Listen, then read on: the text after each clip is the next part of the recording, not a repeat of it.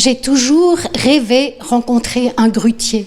Je trouve ce métier extraordinaire et après des années de recherche, y compris autour des chantiers pour essayer de rencontrer un grutier, j'ai compris que j'avais aucune chance parce qu'en fait, la femme de la vie du grutier, c'est sa grue.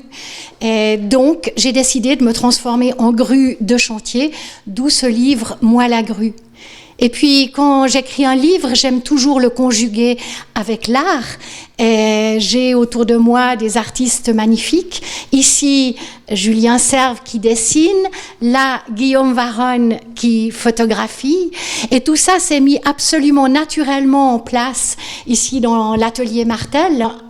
C'est un appareil de chantier, c'est aussi un oiseau, et c'est un oiseau dont l'histoire par rapport à son nom remonte loin, y compris dans la mythologie grecque, puisqu'il y a une danse qui s'appelle la danse des grues, qui était inventée par Thésée, donc il y a toute une mythologie. Et puis bon, la grue, c'est aussi celle qui se tient comme ça dans la rue, et il ne faut pas l'oublier, elle. Et en fait, quand je parle des grues topless, il y a des grues topless, mais évidemment, je fais aussi référence à la grue dont le nom vient parce qu'elle attend, parce que gruer ça veut dire attendre.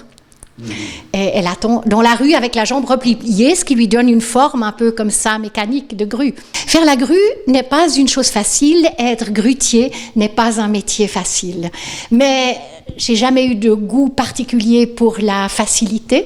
Et l'idée de me voir moi-même en grue, de pouvoir monter ses charges, de pouvoir porter en fait le grutier, comme on le voit ici, c'est un rêve de hauteur et de verticalisation magnifique. J'aime la construction. En fait, toutes les machines auxquelles je m'intéresse de manière plus passionnée ont ce côté androgyne. La moto notamment, elle est à la fois masculine et féminine. Mais les grutiers, eux, ils disent de leur grue qu'elle est éminemment féminine, qu'il faut faire ce qu'elle dit, ce que les hommes font en général avec les femmes. Et donc, moi, je la vois à la fois comme masculine et féminine. C'est clair qu'elle a une forme phallique, mais les grutiers la vivent de l'intérieur, puisqu'ils montent dessus, ils montent dedans, et ça, c'est ce que les hommes font en général avec les femmes. Oui, le livre, pour moi, c'est une partie essentielle. C'est en fait mon travail créatif. En général, mon travail artistique consiste à montrer les images des autres, en l'occurrence de Julien Serve et de Guillaume Varron. Mais ma partie créative à moi, c'est l'écriture. Et c'est vrai que je l'aime, ce petit livre. Et puis, avec Julien Serve, c'est déjà la deuxième collaboration qu'on fait, dessin et écriture. Il y en aura certainement d'autres. Donc, c'est aussi une manière, en fait, d'échanger avec les artistes d'une autre manière que simplement en montrant leur travail. C'est une co-création. Oui, d'ailleurs, les grutiers sont très souvent motards. Et en fait, c'est aussi une des raisons pour lesquelles on n'arrive pas à les rencontrer à la sortie des chantiers, c'est qu'à peine ils ont fini leur travail, ils descendent de leur grue, ils montent sur leur moto et ils s'en vont. Oui, j'aime les motards, j'aime les motos, j'aime ce côté mécanique que l'homme a inventé. Merci Lara. Merci beaucoup. Alors, Guillaume Varron, donc je suis photographe, et puis tout petit, j'avais déclaré à mes parents quand j'avais 2-3 ans que je voulais être grutier. J'étais fasciné par la taille de ces engins.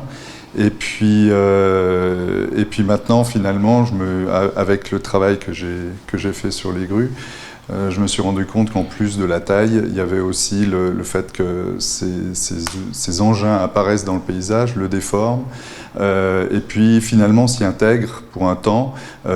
Par exemple, ici j'ai une photo où les oiseaux l'ont utilisé pendant 2 mois, pendant l'hiver, comme nichoir. Bah oui, elles font partie du décor, elles font partie de la transformation du décor, puisqu'elles participent, c'est un des éléments majeurs à la construction d'immeubles.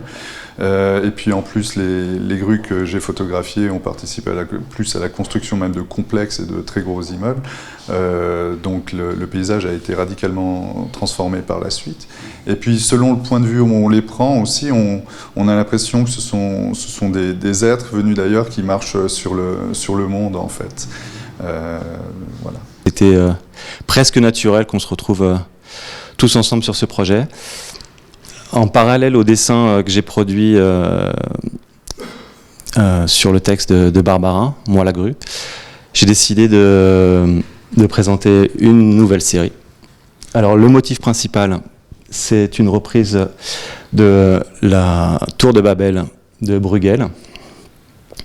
J'y adjoins des mains qui construisent, qui façonnent. Et la dispersion se joue à travers une fragmentation de l'image. Donc c'est une série de petites mains comme ça qui chacun part avec son langage. C'est une métaphore des différents langages architecturaux qui est représenté ainsi. La grue, c'est la construction, donc il s'agit de travers la grue. Donc l'idée, c'était de légèrement se déplacer, légèrement déplacer le propos et de ne pas rester que sur l'objet grue, et donc d'aller sur le chantier en lui-même et de voir l'édifice, le bâtiment prendre corps. Et la Tour de Babel, c'est un absolu architectural, on va dire, c'est une espèce d'utopie architecturale, et ça me paraissait être un motif où on pouvait rejouer toutes ces problématiques. Un élément qui nous caractérise, c'est que depuis le début de cette aventure, on a cherché à établir des liens nombreux avec des artistes, à la fois en les invitant dans ces bureaux, comme ce qu'on voit derrière moi là. Donc on organise des expositions, on en fait 3 par an.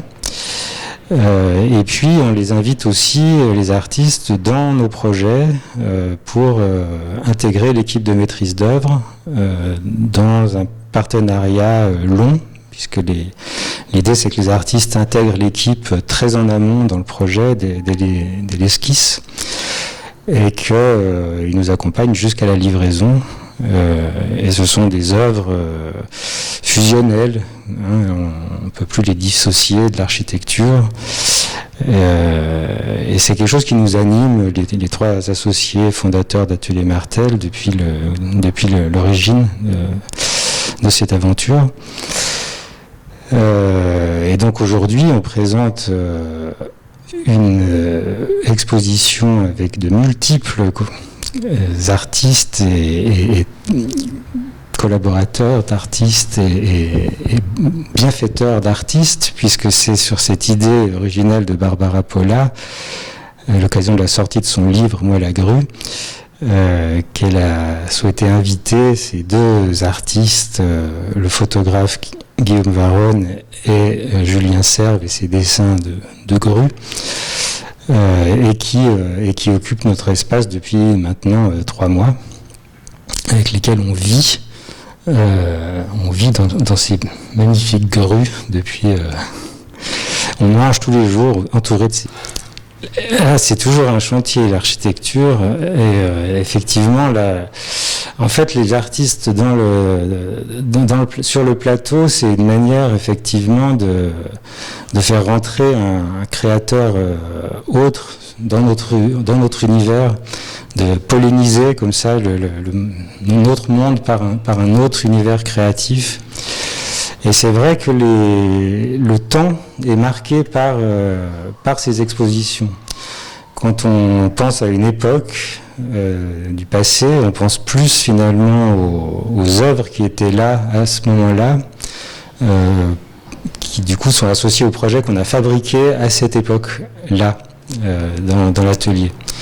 Et il y a une vraie pulsation comme ça qui est donnée par le rythme de ces expositions.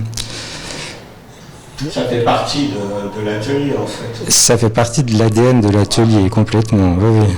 En fait, vous savez, les architectes, on a cette ambivalence structurelle, c'est-à-dire qu'on pratique une discipline qui est un art, mais à une époque qui ne veut pas que l'architecte soit un artiste. C'est dangereux d'être un architecte artiste aujourd'hui. Alors s'entourer d'artistes, les faire rentrer dans nos équipes, leur faire recouvrir nos murs d'œuvres, travailler au milieu de leurs œuvres, c'est une manière de retrouver ce fil historique essentiel entre l'architecture et les arts plastiques en particulier.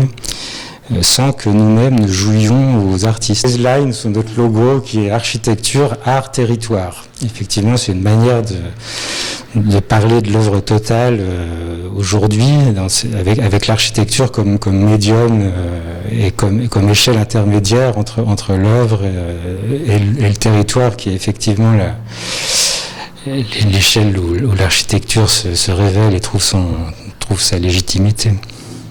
Ok, merci beaucoup. Merci.